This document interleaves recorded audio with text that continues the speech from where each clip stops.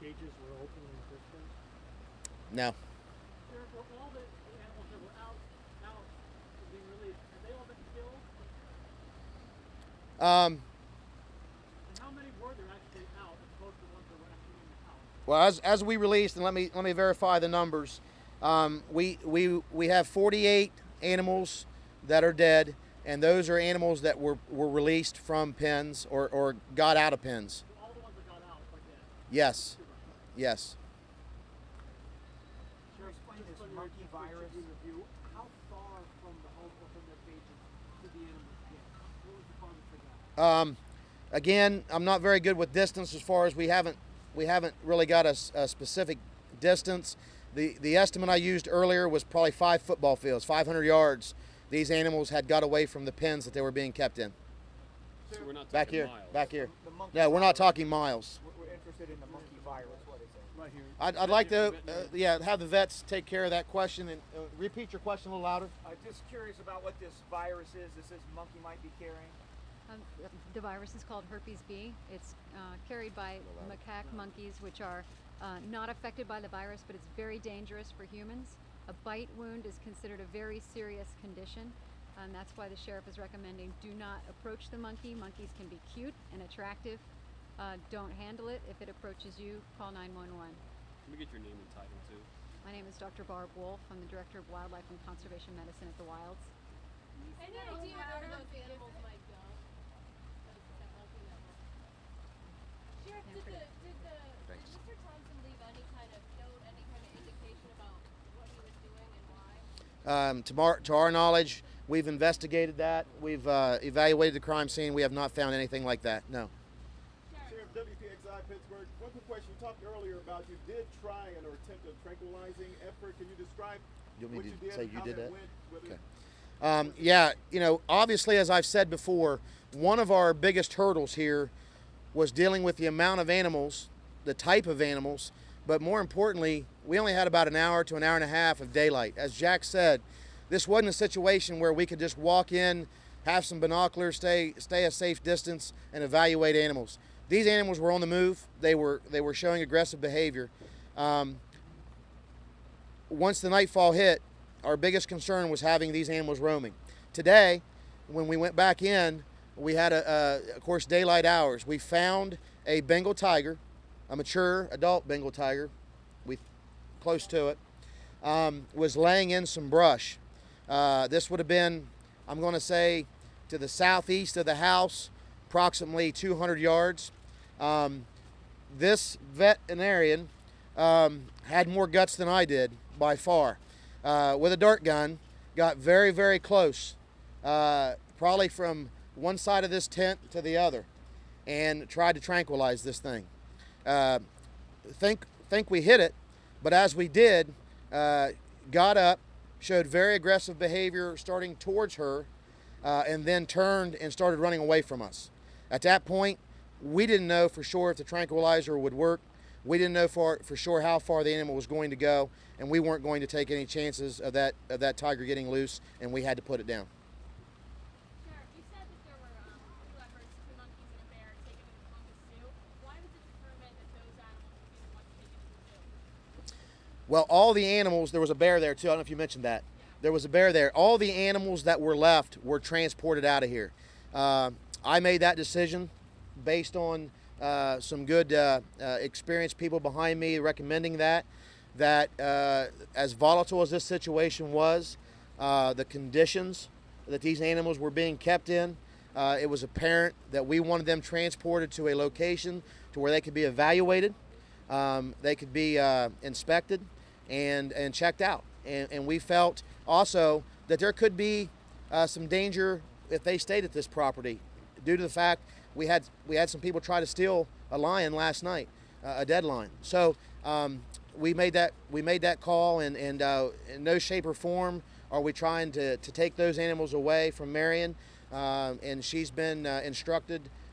She took part in that part of removing them, and we have her contact information for her to work with the zoo about visiting them and getting them back. Are there no other animals inside left on the property now? There are horses. There are horses up there. They have been there. In fact, the bears and the lions were charging at the horses. Marion the property will be turned back over to Marion to take care of the horses, and I believe there's even some people that keep their horses out there, so they'll be instructed to contact her for reference to those horses. So those By animals, the way, everybody, this is a macaque. Macaques can go in cold weather. They love weather like this, the rain. So it's not a matter of having a monkey that's a warm weather climate monkey. This is an animal that can exist in very cold temperatures. So this animal's having a good time out here today. And of course, with the virus it has, as she said, you just don't want to mess with it. And so that's what about this. A little bit about the monkey. You're asking, what kind of monkey is it?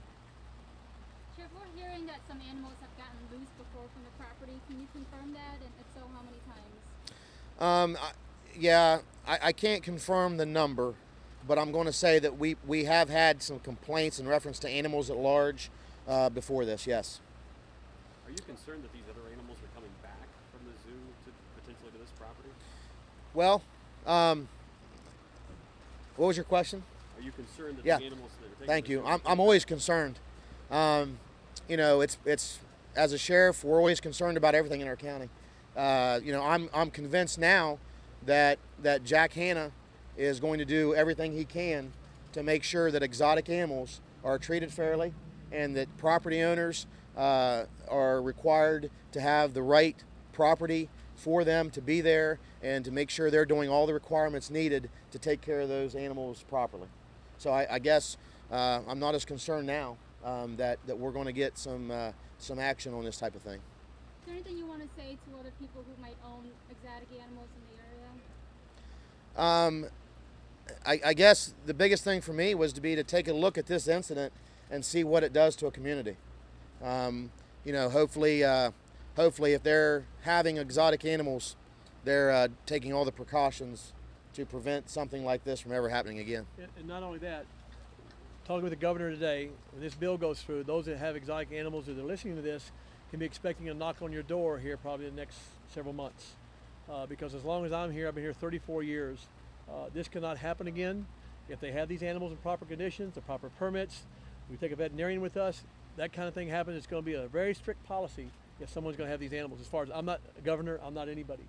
But if I'm going to be here and be what we've done with the Columbus Zoo and these animals, I'm going to make sure that if people have these things, that this law is passed to where they'll be knocking on everyone's door. If they have these animals, they better have the proper permits and the proper conditions for these animals, because we are not going to go through, at least as far as I'm concerned, we should not be able to have to go through this again. This sheriff or any sheriff in this state should have to do this. Sheriff, did the county have a shooting co agreement with Mr. Thompson in the event that his dangerous animals escapes? Not that I'm aware of. How lucky do you think the community is right now compared to what it could have been? Don't know that I can put a price on that. What's the word for infinity? It's just terrible. I mean, these killings were senseless. For us, our guys to have to do this, it was nonsense. It was crazy. And as Jack has alluded to, you can't even fathom what would have happened if 18 200 to 300 pound Bengal tigers were running around in your community. Let's put it in perspective. These are captive animals, all right?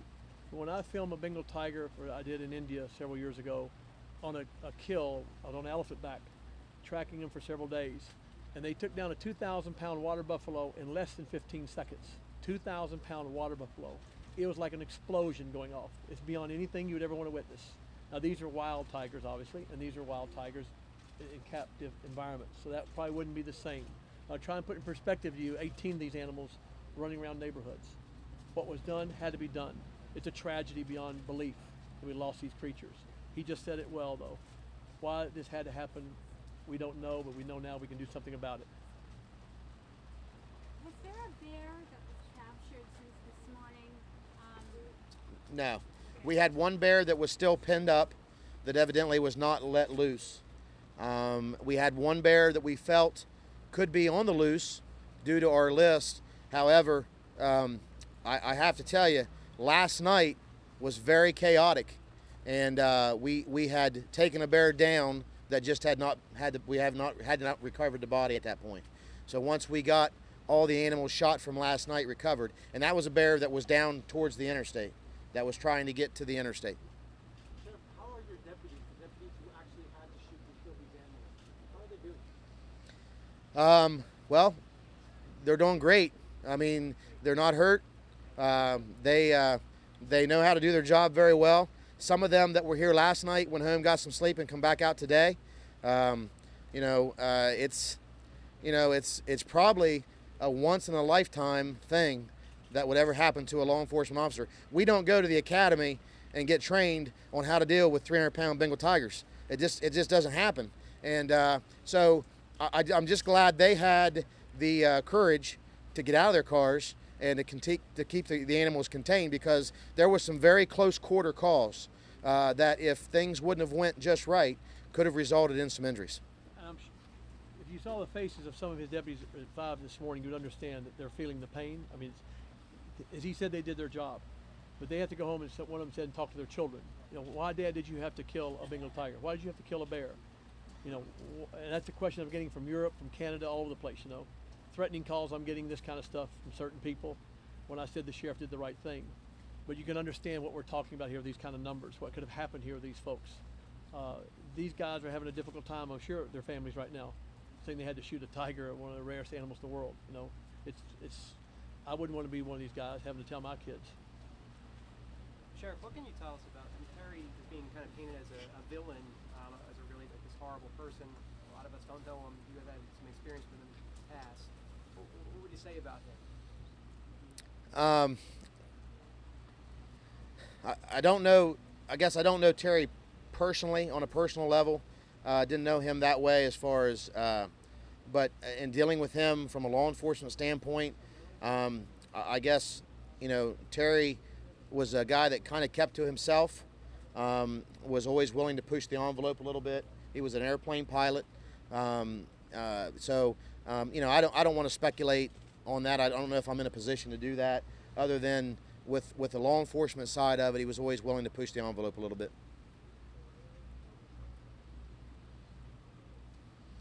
Any other questions? I do want to thank you for being here, being patient. We've tried to accommodate everybody. We appreciate you being here. We will do another press conference at 10 a.m. If anyone has any direct questions that you would like to write down and get to us in the morning, we'll try to have some of those answers and address some of those questions in the morning. That could be a very short press conference. I'm not sure what we'll have to release, but if you do have any direct questions and would like to put them in writing, get them to us in the morning, and we will try to get those answered for you. Thank you. We also have, Sheriff, we also would like to, if you'd like to come up tomorrow, we have people here. I don't know where they are. Tom, Patty are here. If you'd like to come up and see the animals at the zoo tomorrow, get in touch with them. You're more than welcome to come up with your cameras and film the animals and see where we're trying to take care of them now. And that's up to you all if you'd like to do that. So I'll let you contact them.